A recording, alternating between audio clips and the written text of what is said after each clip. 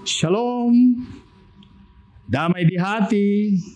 Saudara-saudara yang dikasihi di dalam Yesus Kristus, kita akan mendalami pembacaan Amos 3 ayat 1 sampai 8 yang merupakan perenungan kita, pembacaan kita dalam MTPJ tanggal 29 Oktober sampai 4 November 2023. Saudara yang dikasihi di dalam Yesus Kristus, judul bacaan kita, Nabi sebagai penyambung lidah Allah. Dengarlah firman ini yang diucapkan Tuhan tentang kamu, hai orang Israel, tentang segenap kaum yang telah kutuntun keluar dari tanah Mesir, bunyinya.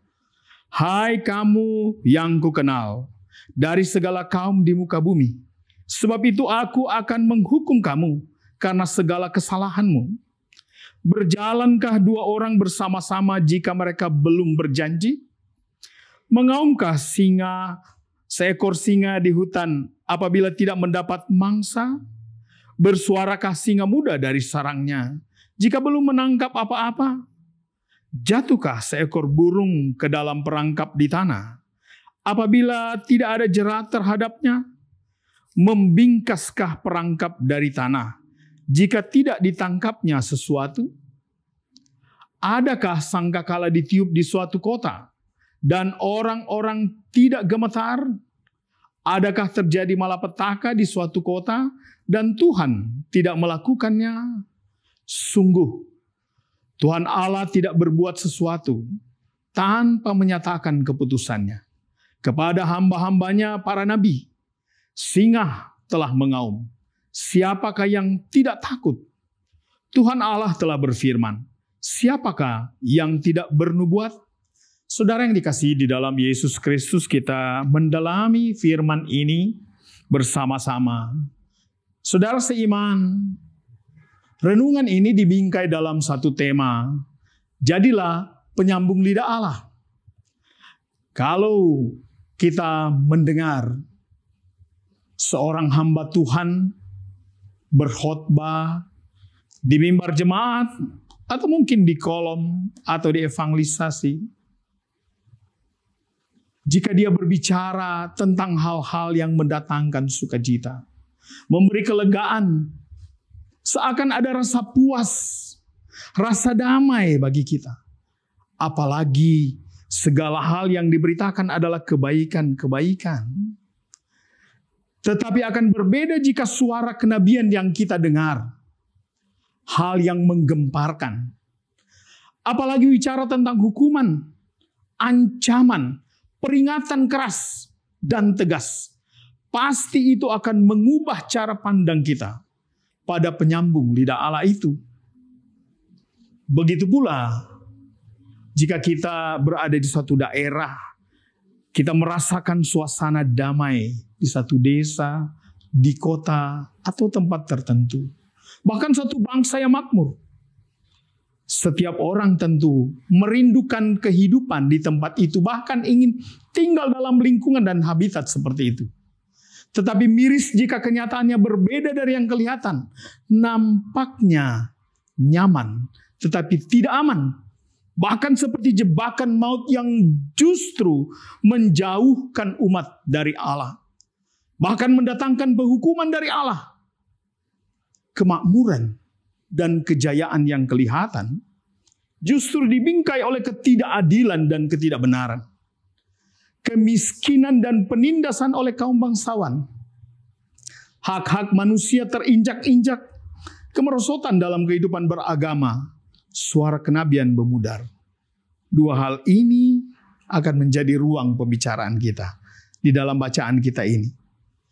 Dari tema memang jelas. Ini merujuk kepada ayat 7. Tapi baiklah kita melihat bacaan ini dari awal. Bagaimana sesungguhnya sikap kita dan tanggung jawab kita sebagai penyambung lidah Allah. Kita diajak menelusuri bacaan kita hari ini. Saudaraku yang dikasihi dalam Yesus Kristus. Hubungan Allah dan manusia ciptaannya dapat dianalogikan seperti sebuah keluarga.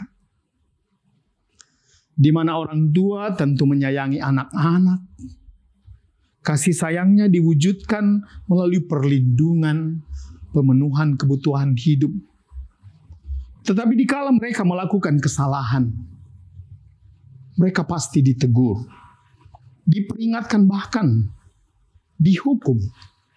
Tetapi kita semua tahu bahwa hukuman itu dalam rangka mengajar, membentuk karakter mereka menjadi anak yang baik. Ada banyak cara untuk melakukan demi kebaikan mereka. Dan tentu dengan penuh hikmat dan kearifan. Allah juga berbicara kepada umat dengan menggunakan banyak cara. Dalam bacaan kita Allah memakai Nabi Amos sebagai penyambung lidah Allah yang menyampaikan firman kepada umat Israel yang dipilih di antara bangsa lain.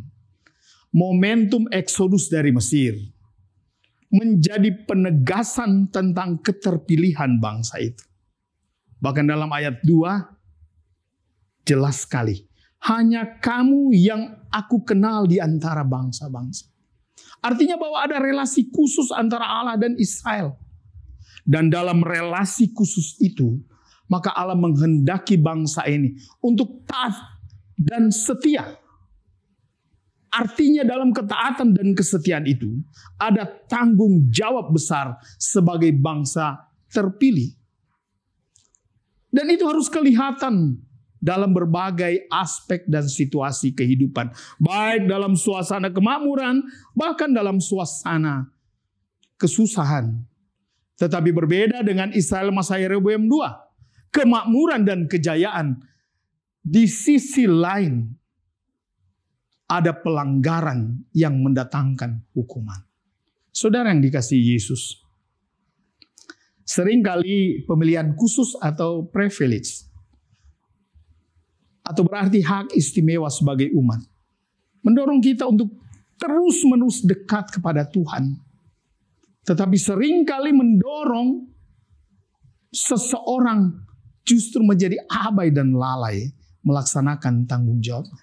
Karena merasa pasti dibela, pasti akan diampuni. Ada yang akan membela kesalahan. Kita aman-aman saja. Sikap ini kurang tepat dalam dunia pendidikan, karakter, kehidupan. Ini akan melahirkan generasi yang manja dan tak mandiri. Dan begitu mudah melakukan pelanggaran dan begitu mudah dimaafkan. Manja. Sementara dalam konteks kemapanannya dan kemakmuran yang adalah anugerah Tuhan, tetapi justru kadangkala kondisi itu kita temui ada nilai-nilai yang tergerus. Kemakmuran justru mengaburkan mata sehingga melupakan tanggung jawab dan kemakmuran. Seharusnya kemakmuran menjadi alat untuk melakukan kebaikan, tetapi sebaliknya kadang kebenaran dan keadilan. Bagi orang miskin, ketidakadilan tumbuh subur, menginjak-injak hak orang lain. Bahkan lebih berbahaya, membiarkan kehidupan agama menjadi suam.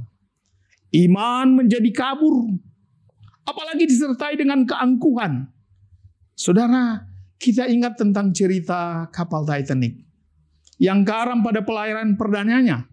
Ada nada kesombongan bahwa Tuhan tidak mampu menenggelamkannya. Ternyata karam juga, saudara-saudara. Kebohongan, kesombongan menjadi perangkap yang menjerumuskan kita. Padahal kita diajarkan untuk selalu bersyukur. Di tengah menikmati karunia Tuhan, berkat melimpah tidak harus membuat orang lain menderita. Apalagi melupakan tanggung jawab imannya kepada Tuhan.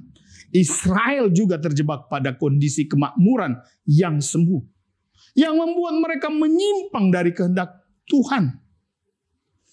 Penghukuman yang disuarakan sang nabi jelas. Bahasa metafora dalam bentuk tanya menegaskan bahwa mereka melanggar perjanjiannya. Singa mengaum. Kalau kita membaca Amos pasal 1 ayat 2 yang berkata, Tuhan mengaum dari Sion dan Yerusalem. Ia memperdengarkan suaranya. Keringlah padang-padang pengembalaan dan layulah puncak Gunung Karmel. Jerat dan perangkap burung dan sangkakala yang ditiup, tanda penghukuman akan dilakukan Allah bagi Israel. Karena umat tidak mau mendengar suara nabi. Sekalipun penghukuman Allah bagi Israel adalah tanda kasih untuk memperbaiki kehidupan umat dan membentuk kembali kehidupan umat. Pilihannya. Saudaraku, makna bagi kita bahwa sebab akibat hukum causa prima itu sering terjadi dalam kehidupan kita. Tapi biarlah kita mengarahkannya pada evaluasi diri. Kita didorong untuk memahami sebab akibat dari peristiwa yang kita alami. Sebagai evaluasi diri untuk semakin matang dan mantap menyikapi hidup. Dan kita tidak perlu mencari-cari mengkambing hitamkan orang lain atas perbuatan kita sendiri. Dan firman Allah yang disampaikan Amos kepada umat juga sebetulnya memperkuat otoritas kenabian di tengah-tengah umat sebagai penyambung lidah Allah. Sekalipun kita tahu secara historis bahwa Amos ditantang oleh Amasya. Amos 7 ayat 14-27. Dia seorang nabi istana. Tetapi di ayat 7 Allah mempertegas bahwa setiap keputusannya terhadap umat disampaikan melalui hamba Tuhan yang dipilihnya. Siapapun dan keadaan apapun. Nah saudara-saudara, kalau terjadi pengabaian oleh umat, bisa saja terjadi karena merasa bahwa bangsa pilihan punya privilege, pemilihan khusus. Atau kondisi waktu itu mereka dalam kemakmuran dan kejayaan. Tentu mereka melupakan apa mungkin akan terjadi hukuman. Latar belakang sang Nabi Amos sangat sederhana. Dia bukan Nabi istana. Dan dia berasal dari selatan. Ia harus berkarya di utara. Amos menyuarakan dengan lantang ketimpangan sosial, ketidakadilan, kesenjangan sosial. Yang menyebabkan kemiskinan. Kehidupan agama yang suam dan semu. Ia melakukan tugasnya sebagai perpanjangan tangan Tuhan bagi dunia dan sebagai penyambung lidah Allah. Saudaraku, dalam realitas kini kadang kita berhadapan dengan pengkultusan dan idola berlebihan kepada hamba Tuhan. Ada tantangan bagi para hamba Tuhan ketika menyaksikan sikap pengkultusan bagi pemberita firman. Karena hamba Tuhan itu punya latar belakang tertentu. Padahal Tuhan memakai siapapun menurut kehendaknya.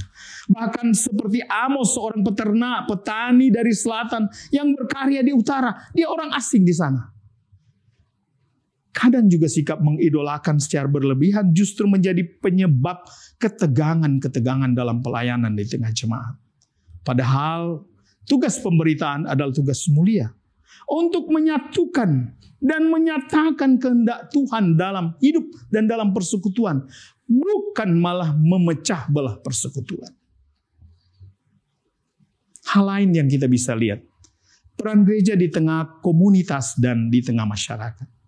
Kita belajar dari Amos bahwa gereja sebagai bagian dari masyarakat dan hamba Tuhan yang memiliki tugas khusus sebagai penyambung lidah Allah. Adalah tanggung jawab gereja untuk menyuarakan dan melakukan upaya atau usaha yang jelas. Menemukan solusi dari masalah-masalah di dalam komunitas.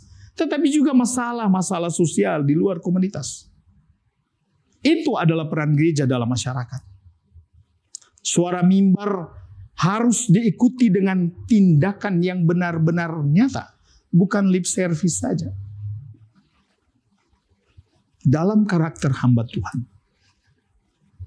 kita belajar bahwa bagi hamba Tuhan harus menjaga relasi yang khusus dengan Tuhan melalui doa, praktek hidupnya, karakter hidupnya.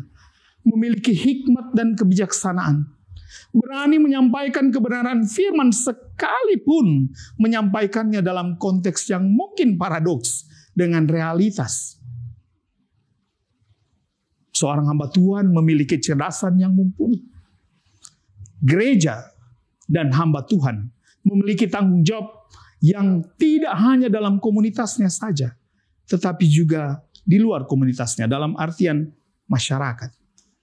Bukankah gereja di tengah-tengah masyarakat menyuarakan kebenaran? Penting juga diperhatikan bagi kita sebagai para hamba Tuhan. Kita tidak boleh membelokkan firman Tuhan karena alasan-alasan tertentu. Apalagi berupaya memanipulasi firman Tuhan untuk kepentingan tertentu. Saudaraku, firman Tuhan ini kiranya memperkuat, meneguhkan kita di tengah-tengah perubahan yang kita alami begitu cepat oleh karena kemajuan zaman. Kita percaya Tuhan akan memberkati kita. Kita adalah Amos-Amos di masa kini, di tengah perubahan dunia. Amin.